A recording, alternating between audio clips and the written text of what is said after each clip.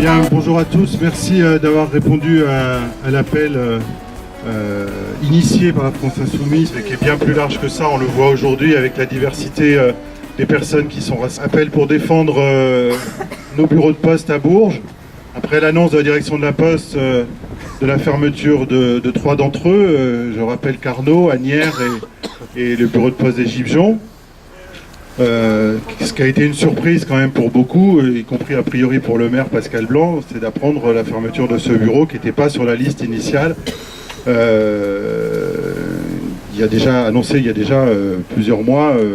On a lancé cet appel très rapidement pour effectivement essayer de mobiliser, notamment les habitants. Ce que nous avons voulu aussi montrer dans cette mobilisation, c'est on a voulu réagir aussi à l'annonce de la fermeture de l'annexe du commissariat.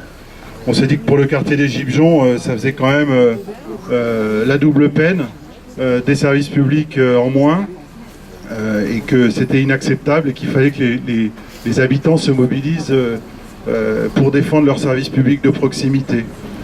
Parce qu'une ville, c'est du vivre ensemble, c'est du lien social. C'est pas simplement des quartiers où on vient dormir le soir après le travail, c'est aussi des lieux d'échange, et il faut défendre ces lieux d'échange pour des villes à taille humaine. Nous avons commencé à Asnières. À côté de chez nous, il y avait Fussy. Il y avait la chapelle Saint-Ursin. Qui j'oublie, le Châtelet. Tout ça est sorti derrière les fagots en même temps. Nous avons donc pris des contacts, nous nous sommes retrouvés. Nous avons essayé d'organiser ce qu'on appelle la coordination des comités de défense de la Poste du Cher, parce que nous voulons bien défendre le service qu'est la Poste. Nous avons été rejoints dernièrement par des gens de Saint-Germain-du-Puy qui s'inquiètent. Il faut mieux réagir avant d'être fermé, qu'après, c'est plus dur. Il faut trouver le moyen que la population d'ici se sente concernée. Mais quand vous pensez à ce que vivent les gens, les immeubles comme ça, qui fait la navette entre ces petits à faire dormir, les un peu plus grands qu'on vient d'emmener à l'école et qu'on va aller chercher à l'école. Il faudra traverser la nationale, attendre forcément, il faut des feux pour couper une grande route comme ça. Elle va faire la course, cette dame. Moi je pense à ce quotidien des gens qui ne va pas être la même chose. Quand ils auront aussi des besoins d'argent liquide, il faudra, c'est pareil, refaire le tour. Il faudra s'y prendre à l'avance. Notre projet, là, c'était une lettre à tous les maires du département. Il y a une bonne raison pour ça, c'est que ce sont les maires aujourd'hui qui ont la faculté, avec la réglementation en cours, les conventions qui sont signées, de décider l'ouverture ou la fermeture, enfin pas l'ouverture, mais la fermeture des bureaux. Si, l'ouverture aussi, c'est marqué dans le texte que la même démarche peut être utilisée. On a laissé fermer, quand ils fermaient en Ardèche, quand ils fermaient ailleurs, on a dit on ne garde pas une poste ni une école pour les cailloux. Seulement, on a accepté le tissu, et maintenant que le tissu rural est bien atteint, ils arrivent en ville. Oui. Personne n'est à l'abri. On va passer la parole à Claudie, qui est une des usagères présentes. Oui, effectivement, moi j'habite le quartier depuis très longtemps, j'habite rue Paul Verlaine. Et moi, à chaque fois, je viens principalement les après-midi, et moi j'ai toujours vu du monde dans ce bureau de poste. Alors effectivement, je vais un petit peu parler du quartier, de ce quartier auquel on est attaché, parce que je suis élue des locataires. Et il y a un plan de démolition dans ce quartier. Ils veulent démolir quand même 600 logements dans le quartier des Gibjons. Il n'y aura aucune reconstruction. Donc ça veut dire que sur tous les gens du quartier, on a comptabilisé, ça fait 130 familles à reloger. Et nous, on veut rester dans le quartier. C'est un quartier populaire, une partie de ce quartier populaire qui va disparaître. Donc c'est toujours les mêmes qui payent, moins de services publics, l'habitat qui est touché, enfin tout. Le commissariat, tout ça, c'est toujours les mêmes qui payent, c'est toujours les mêmes qui s'engraissent. Voilà. Jean-Claude Vatan. Je pense que les gens du quartier qui sont là devraient essayer de se rencontrer et de former un comité. On a une chance d'en sortir dans ce pays, parce qu'il n'y a pas que la Poste, tous les services publics vont y passer. On a une chance d'en sortir si on arrive à s'organiser pour essayer d'empêcher l'hécatombe et la débâcle. Donc moi, si j'avais un conseil à donner, c'est que les gens du quartier se regroupent, se rencontrent.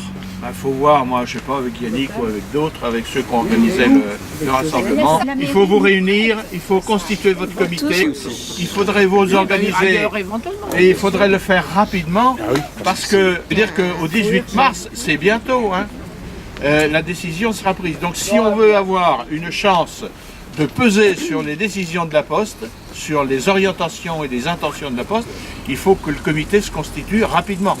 Le mieux, c'est de s'organiser et de faire en sorte que les habitants du quartier s'expriment. Il faut que la Poste, dans les années qui viennent, elle trouve en face d'elle des gens partout. Il ne faut plus que les bureaux ils ferment dans l'incognito général et dans le silence. Là, nous sommes réunis là, donc, devant la Poste. On aurait pu se réunir devant la gare de Bourges. On aurait pu se réunir devant les écoles aussi. Commissariat. Il y a le commissariat. Il y a 13 postes d'enseignants qui vont aussi sauter dans le département. Donc nous, on défend avant tout le service public. La fin du service public, c'est la fin de la cohésion sociale, c'est la fin de l'égalité sur tout le territoire.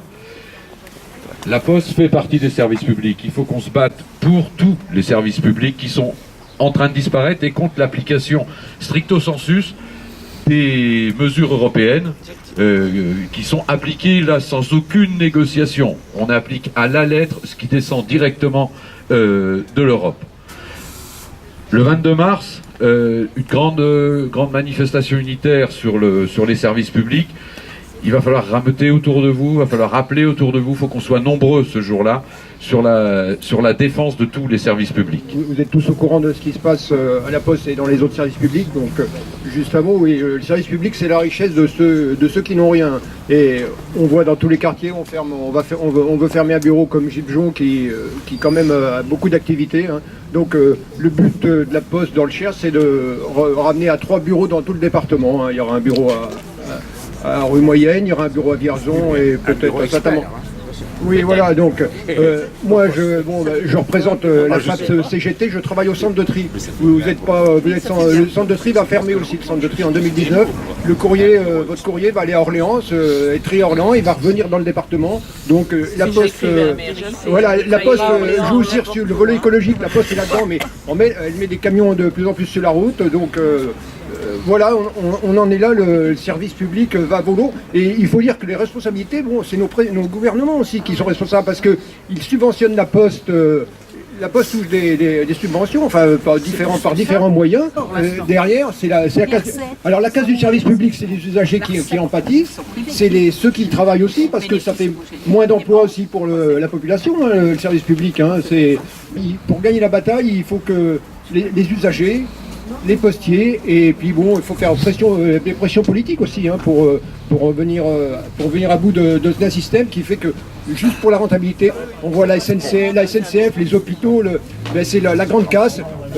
La finalité, c'est de livrer tous les secteurs rentables au privé. Hier, j'écoutais ceux qui prendront le bus Macron et ceux qui prendront le TGV. Voilà. Le fait accompli, mais je pense que si quand même il y a des réactions, je pense qu'on peut faire reculer la Poste et ça s'est déjà produit on a fait reculer pour Asnières, pour Carnot. On voit quand même aussi de plus en plus de gens qui se plaignent que les tournées des facteurs sont de plus en plus longues, qu'ils ont leur courrier l'après-midi, quand ils ont leur courrier, parce que on voit bien, et ça on l'entend quand même autour de nous, il y a des gens qui se réveillent, qui sont en train de voir que c'est plus comme avant. Hein. Aujourd'hui, le service il est plus rendu comme auparavant. Il y a des tournées qui se font plus ou qui sont à rallonge, et donc on n'a plus le service. Et ils sont en train d'ouvrir les yeux sur une réforme du service public postal qui a été amorcée dans les années 2010. On disait tout à l'heure suite aux directives de l'Union européenne. C'est aussi une manière de sensibiliser pour leur dire, voyez ce qui va se passer avec la SNCF si on laisse faire, parce que c'est exactement les mêmes processus. On affaiblit les services publics, on les prive de moyens pour qu'ils se dégradent, puis après on dit, voyez aux gens, voyez, ça marche pas, voyez les trains ils sont toujours en retard, voyez il y a des pannes, et puis évidemment on met en accusation les seuls privilégiés, c'est-à-dire les agents. Hein, on les pointe du doigt, on dit que c'est de la faute de leur statut, etc. Puis vous voyez comment tout va s'enclencher derrière. On va revenir à un service du train comme avant 36, comme avant la création de la SNCF. La Poste, c'est la même chose.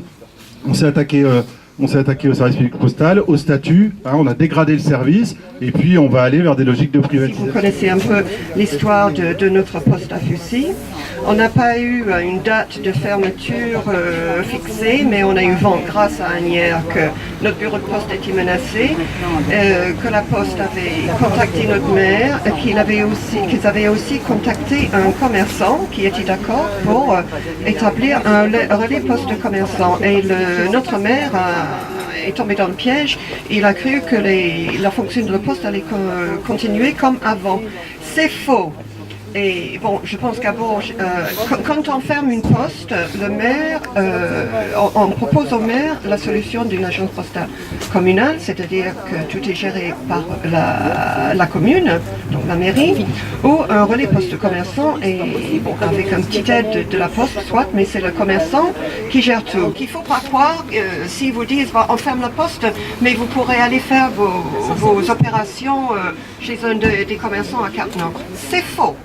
C'est faux. Donc, alors, chez nous à Fussy, donc on a créé un collectif après une réunion publique et on avait demandé une audience au maire et on a réussi à persuader le maire qu'il fallait dire non à la poste et maintenant notre bureau de poste existe encore.